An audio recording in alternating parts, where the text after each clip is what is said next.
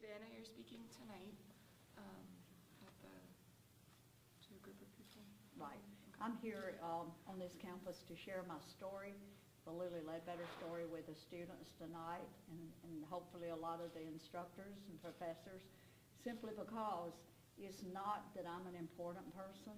I'm just an ordinary person who is living their life, trying to earn a living, and helps educate and support my family, and found out that I was being paid 40% less than my white male counterparts for doing the same work. And this is so devastating to learn this, because not only did it affect my family's everyday livelihood and how we lived with my overtime pay, but it affects me today. It goes on for the rest of my life.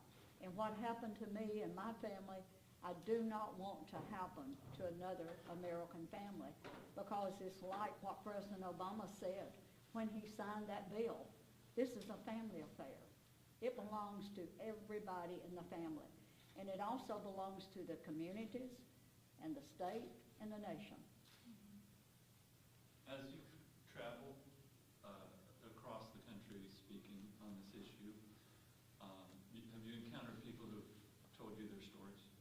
Oh, many stories, many, many stories, and I can tell you they're extremely heartbreaking. They really are. They really are devastating. I was relating a story this morning to a man at the hotel about being on a military base a couple of years ago, and the man who was in the front of the audience looked like he was so bored when he came in. It was like, what am I doing in this, listening to this woman to speak? But he was the first one to me when I finished talking, because he said, we've just moved my mother in our home, not because she didn't ever work, not because she didn't earn a living, but it's because she didn't have enough to keep her independent in retirement, and his dad had died. So now, and that's an epidemic in this country. The senior group of people are made up of senior women who are outliving spouses by 10 years, and they don't have enough income to stay independent. Have you encountered people who have, when you speak on the issue, who take an opposite view, who think of this as a zero-sum game where, oh, if there's equality when it comes to compensation, that means it comes out of somebody else's pocket? Have you ever encountered that? I get that occasionally, but this is what I tell them. I give them my work example. I talk about the word fairness. Fairness is big. Where I worked, each time the pay raise money came through from Akron, Ohio to Gadsden, Alabama, the amount of money was divided up by each section by the plant manager.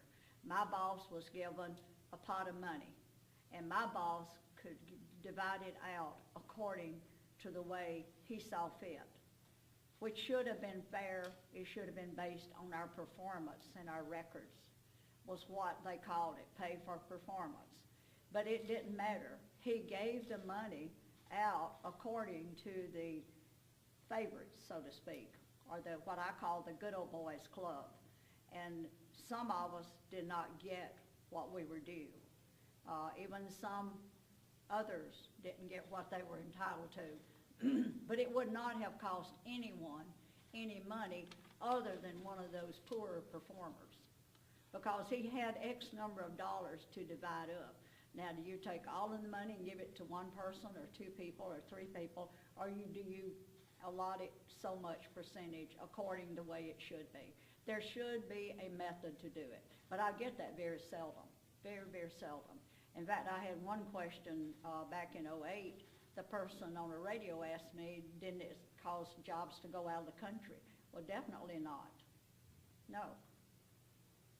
When the Supreme Court ruled and stated that, the 180-day limit, and did you feel sort of the frustration that they didn't get it, that if you didn't know about it within the 180 days, to So That's not the way the law was intended, and that's not the way it had been interpreted, because the case is prior to mine.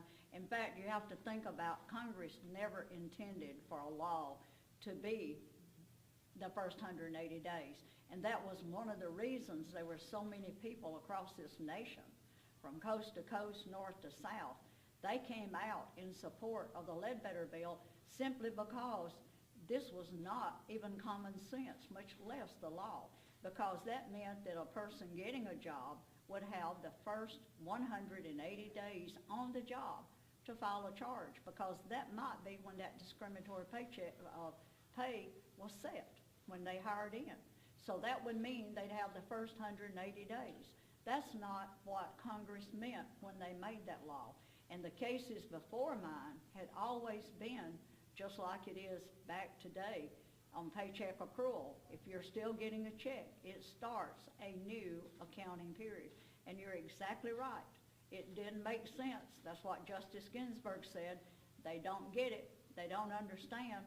You can't file a charge if you don't know it.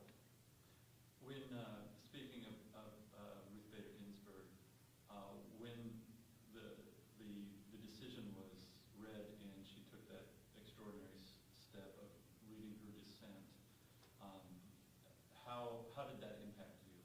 It's impacted my life, and it will to the day I die, because she's been my inspiration. I was telling the young group I had lunch with, I got to meet her in November of 2010, and we embraced and talked about each of us losing our husbands and our spouses. And I told her how much what she said had meant to me and had carried me through. And in the paperback book that's out now, her dissent is in that book. And occasionally when I get tired of my travels and what I do today, all it takes for me to get re-energized is to read a paragraph, just any paragraph out of her dissent. She also took an interest in the Grace and Grit book. She critiqued it, and she insisted that certain things, certain words be changed, even though it did not change the meaning. But she critiqued that book. In fact, the vice president with Random House even flew into D.C. and met with her because she corrected a couple of things. And my attorney in Birmingham had proofread it. He missed it. Didn't change the meaning, but she is so, I don't know, she just has a love for the law, and she lives it and breathes it, and she wants it right. And she told me the day I met her in her office that she had had the first 3 jobs. They told her, we can't pay you what we pay the men because you have a husband.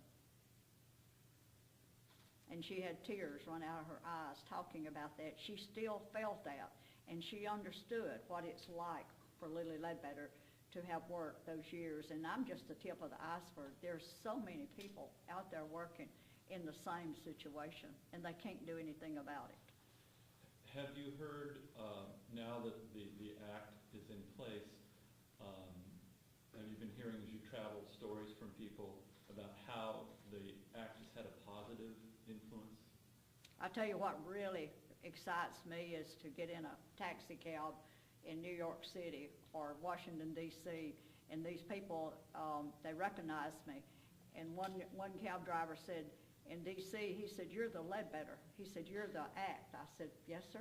He said, I've got to shake your hand because, he said, my wife got a big payout because he went home and he'd heard me on an NPR radio station. He went home and shared that story.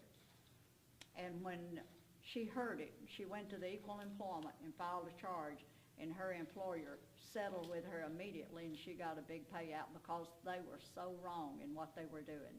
He was African American, so I'm assuming that his wife was also, but he said that meant so much to us. Those are the kind, and I hear it across the country, people saying, because of you, I filed a charge and I got what I was due. Because, and I told, most of the time, people who get any money out of a case like mine, the only way you'll get anything and come out is if a company will settle with you. But no, Goodyear never offered anything to me, but there was no incentive. The worst it could come out for them would have been the $360,000 plus lawyer expense. But my lawyer they have $500,000 in my case, never got a dime. And I'm sure that Goodyear's was probably over $1 million, because they had a lawyer that was much higher. And he would spend weeks working for them. Do you believe that now that the act is in place, that it has a positive impact in sort of keeping companies from this kind of discrimination? This, the outcry and the outpouring across the country and the nation that this generated, with all of the groups, and both men and women get it, they understand it, and the school children understand it. It has been such a wave across this country until what corporations are doing, those that want to succeed and be number one, they are looking at their policies and their procedures and making a lot of changes.